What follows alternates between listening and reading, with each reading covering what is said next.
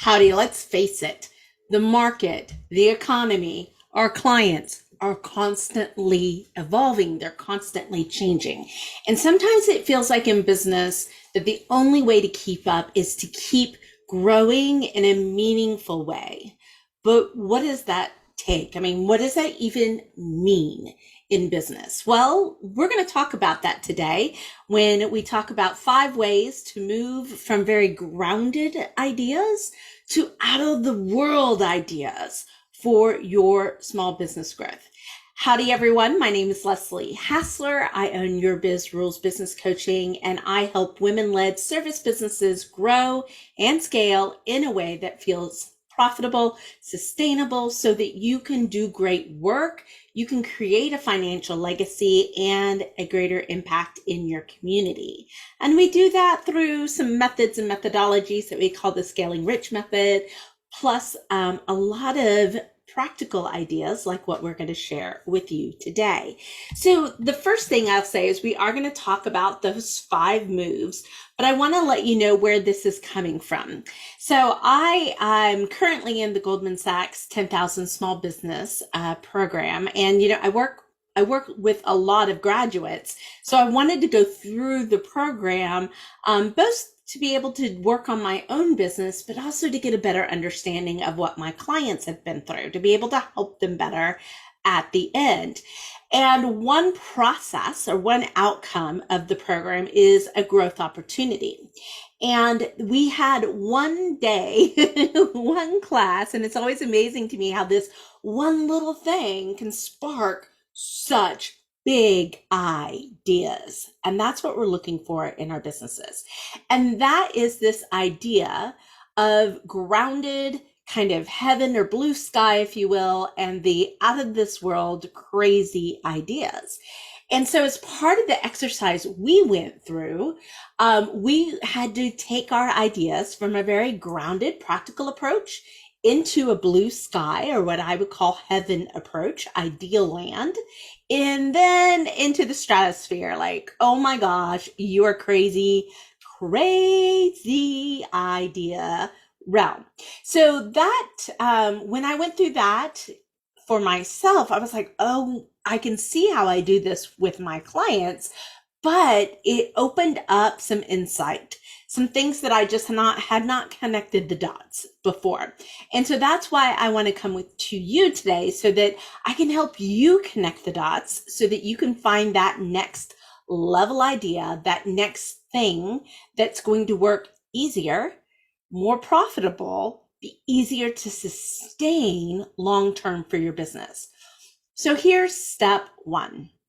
Step 1 is having a defined vision, having a defined problem, something that's compelling that you're going to work on.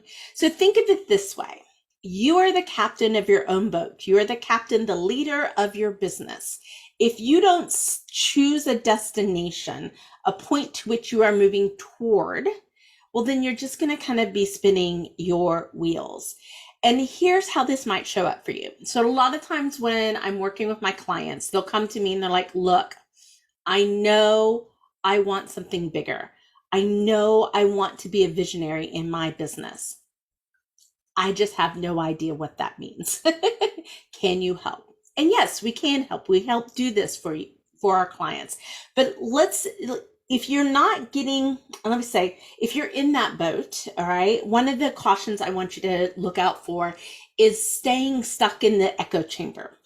There is so much huge value of bringing anybody into this process. If it's a mentor advisor like myself, if it's your team, if it's somebody who can ask you the right questions, not agree with you.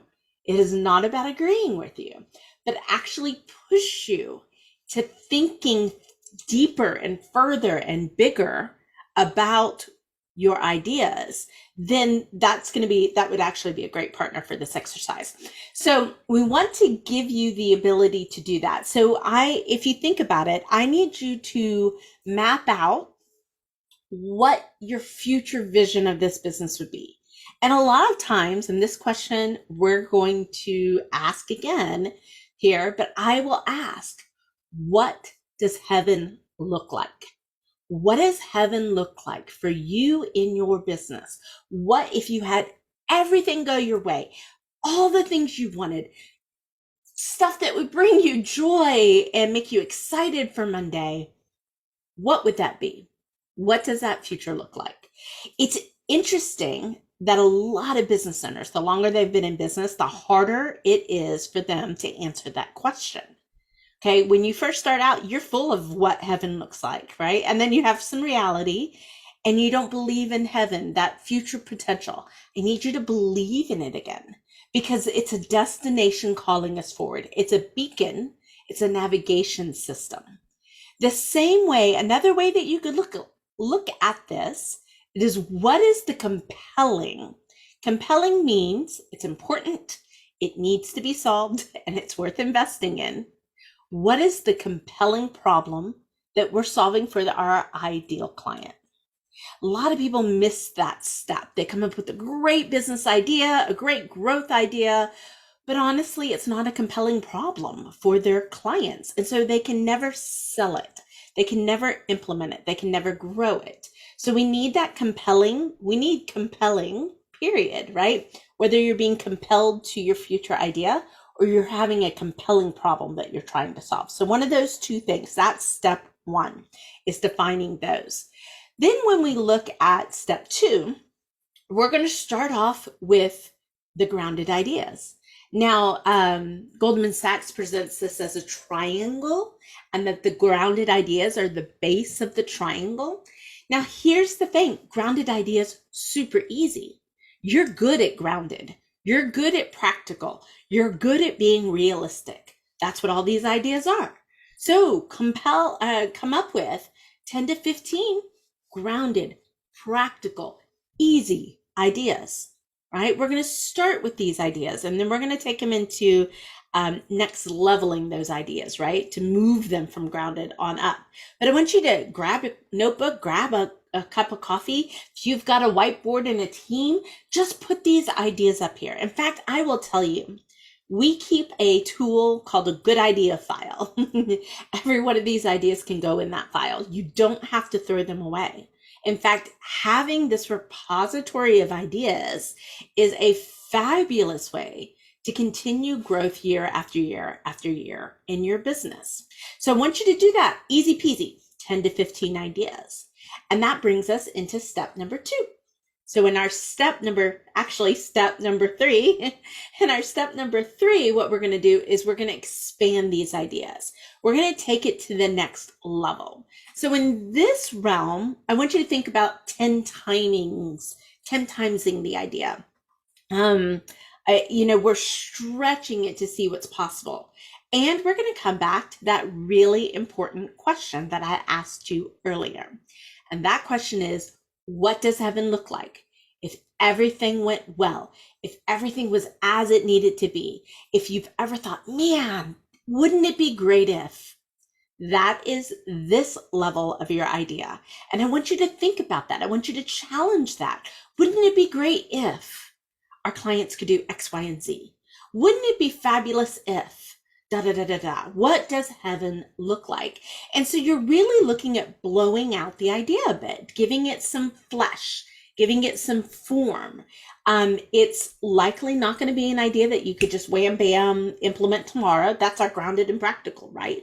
Grounded and practical. We could implement these today. But maybe this requires a little more creative thinking. So we just want to brainstorm. So I want you to go back to your first list of those 10 to 15 grounded, practical ideas. Choose 2 or 3 that feel like they have worthiness. Now, what's interesting is you might see that a lot of your grounded ideas actually come together into this picture of heaven. So that's the third step, is really getting into the picture of heaven. And we want to get down to 2 to 3 compelling ideas to be able to move forward. Step number 4, I want you to give a little bit of crazy talk. If at any point in this step, somebody laughs, says, that's crazy. You must be crazy if. Oh, that's just so stupid. Oh my gosh, that's just impossible. If any of those phrases come up, you are gold. You are golden. You are exactly where you need to be. So in the last step, right, where we took our grounded ideas and we blew them up just a little bit to heaven, we went to that second rung.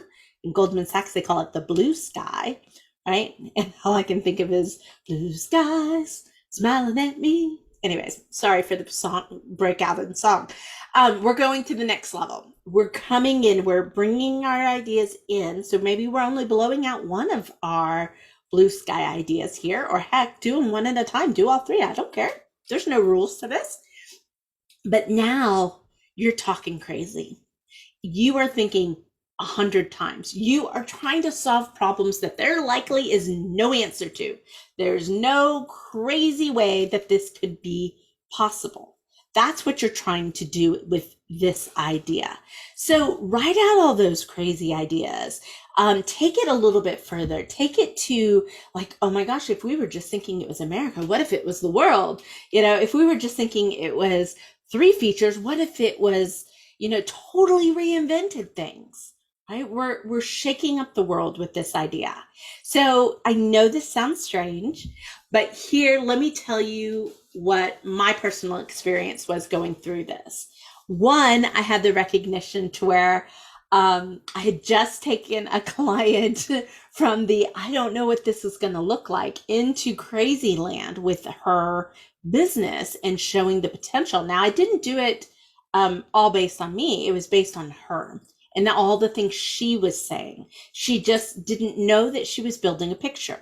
So I took all of those ideas, all the frameworks, all the off comments, and created an out of the world kind of business move for her. Now, I will tell you, we've gone through it and we're building it. It's going to take a little bit of time, but we can start today and we can start putting things into action. So there is some frameworks. There's always going to be, the bigger your idea, the more little prep work you're going to do along the way. But I was doing this for myself in Goldman Sachs. And what I realized is the queen of growth had a very grounded idea. It was the easiest progression of an idea. And I was like, well, I believe in practicing integrity, and integrity to me as a business coach is that I am willing to do the things I ask my clients to do. I am willing to follow my own recommendations that I give to my clients. And so as I went through this process, I said, we got to go for it. We've got to go for the crazy talk, because that is what I preach. Right? That's what I practice. So I have to practice it for myself. But it was so interesting to me to see that dynamic. An idea that going in I thought was big was not really big. It was practical. So the next step, honestly, guys, it's likely going to take the longest. Okay, like I told you, we're working on one of these ideas for a client, and we started in August. It's now mid-October. We still have these foundational elements that we likely are going to be working on for the next 6 months because the idea is that big. But that next step that you want to do is talk about feasibility and potential. So it's almost like we're coming back down to the ground. We're looking at the feasibility. I hesitate to say the practicality, but the feasibility. And feasibility, we have to test our assumptions. And that's exactly what you're doing here. In fact, that's a great analogy. You are a mad scientist. Or do you remember, I don't know if you had to work on any science fair projects lately, but you know the process, right? We come up with a hypothesis, we come up with our experiment, we conduct the experiment, we draw conclusions. That's what a feasibility study really is.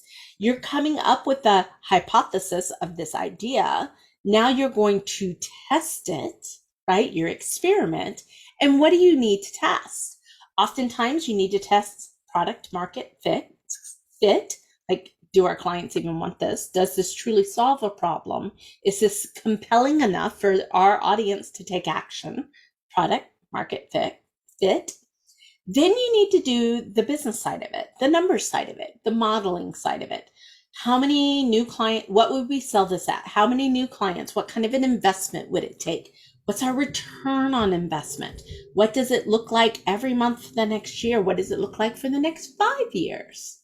Right? It's really trying to get a little bit more, if you will. What we're doing is we're doing a couple things. We're like, okay, is our idea possible, probable, implementable right now? Do we have the resources, the time, money, and people to be able to make this happen?